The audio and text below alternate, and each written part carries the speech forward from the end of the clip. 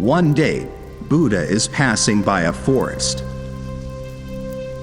It is a hot summer day, and he is feeling very thirsty. He says to Ananda, his chief disciple, "Ananda, you go back. Just 3-4 miles back, we passed a small stream of water. You bring a little water. Take my begging bowl. I am feeling very thirsty and tired." Ananda goes back. But by the time he reaches the stream, a few bullock carts have just passed through the stream, and they have made the whole stream muddy. Dead leaves which had settled into the bed have risen up. It is no longer possible to drink this water. It is too dirty. He comes back empty-handed, and he says, "You will have to wait a little. I will go ahead. I have heard that just 2-3 miles ahead, there is a big river. I will bring water from there." But Buddha insists.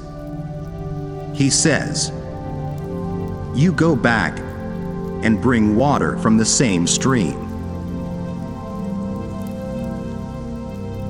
Ananda could not understand the insistence. But if the master says so, the disciple has to follow. Seeing the absurdity of it, that again he will have to walk 4 miles, and he knows that water is not worth drinking, he goes. When he is going, Buddha says, "And don't come back if the water is still dirty. If it is dirty, you simply sit on the bank silently. Don't do anything. Don't get into the stream.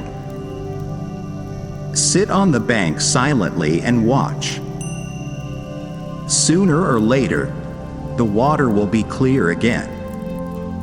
And then you fill the bowl and come back." Ananda goes there. Buddha is right. The water is almost clear. The leaves have moved. The dust has settled. But it is not absolutely clear yet.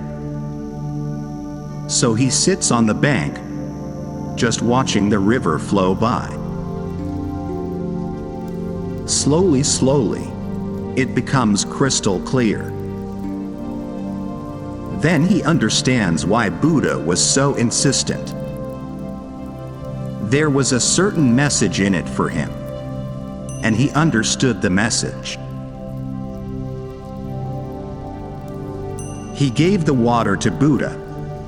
He thanked Buddha and touched his feet. Buddha says, "What are you doing? I should thank you that you have brought water for me." Ananda says, "Now I can understand. First, I was angry. I didn't show it. But I was angry because it was absurd to go back. But now I understand the message. This is what I actually needed in this moment." The same is the case with my mind. Sitting on the bank of that small stream, I became aware that the same is the case with my mind. If I jump into the stream, I will make it dirty again. If I jump into the mind, more noise is created. More problems start coming up, surfacing. Sitting by the side, I learned the technique. Ananda continues. Now, I will be sitting by the side of my mind too, watching it with all its dirtiness and problems, and old leaves and hurts and wounds, memories, desires. Unconcerned, I will sit on the bank and wait for the moment when everything is clear. Buddha ended up by saying, and it happens of its own accord. Because the moment you sit on the bank of your mind, you are no longer giving energy to it. This is real meditation. Meditation is the art of transcendence.